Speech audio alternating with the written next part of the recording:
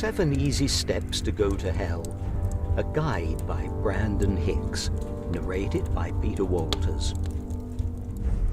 Hell isn't so bad.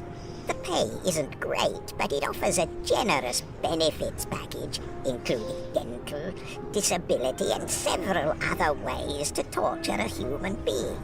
The best of these are reserved for those working the bottom 8 circles. Unfortunately for myself, Bob, and my colleagues Beazle and Puzzle, we haven't any friends in low places. So, for the time being, we red-collar workers have to work with humans in their, biological form. At least until we earn our tails.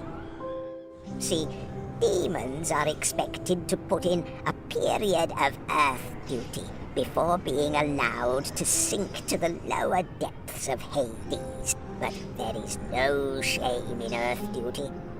Without us, hell would be as empty as, well, heaven. The problem is, humans aren't simply born wicked. They have to earn their place in hell. So it's up to us, the hard-working, salt-to-the-crops demons, to ensure that they do. We do this by following the tenets of our official doctrine, the 7 deadly sins.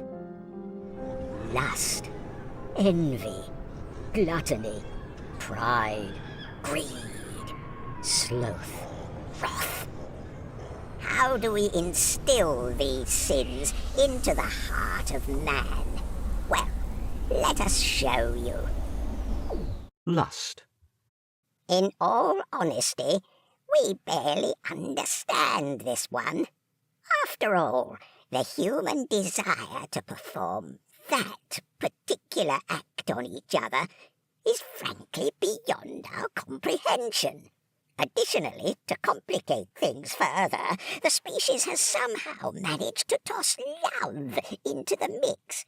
Love, for those of you who don't know, is a rather ridiculous sentiment that encourages tenderness, intimacy, and other hokum. By tying love to lust, the humans have been able to keep their carnal impulses at bay by resigning themselves to what they call meaningful relationships, a practice that is even more gross than the act itself. Still, even this can have its moments.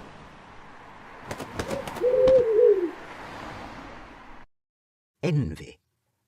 Most people spend the better part of their lives envying others, and those who don't are usually quite jealous of those who do. Thankfully, society has done most of the heavy lifting for us when it comes to the spread of envy, with the chasm between the haves and the have-nots being as wide as it is. It's always going to seem like the grass is greener on the other side. Although one oughtn't squabble about shades when it comes to red paint. Gluttony. The humans have actually gotten quite good at hiding their gluttony, masking it behind a veneer of haughty cuisine and fine dining. This is patently absurd, as you well know if you have even the most basic understanding of the human digestive system. It all goes to the same place. Still, the species persists in perpetuating the myth that stuffing one's gullet is refined, so long as the bill that comes afterwards is large enough. But when you get right down to it, food is food.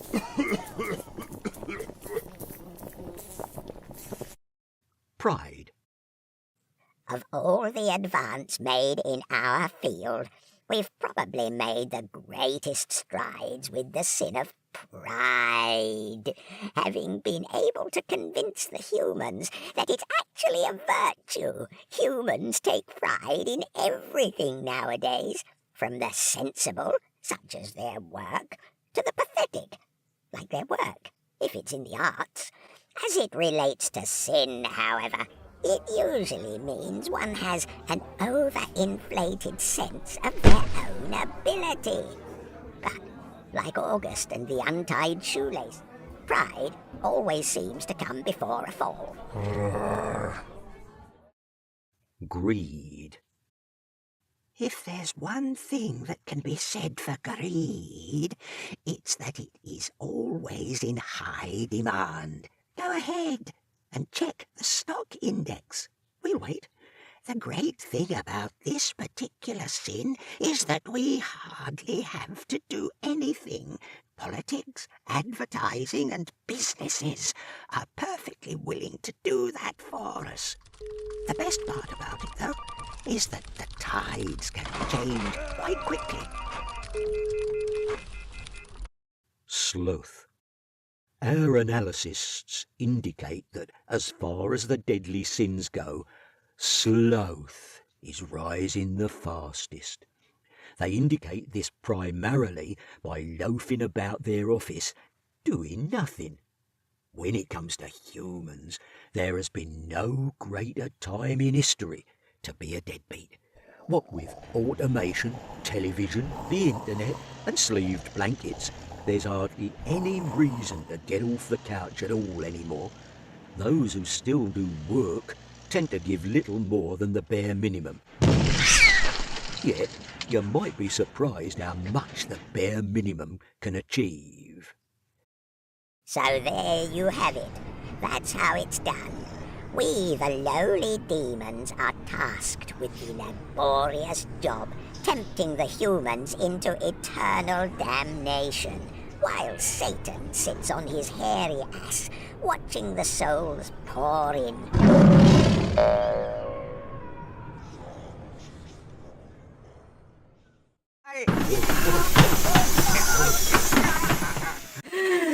Oh, did we forget to mention wrath?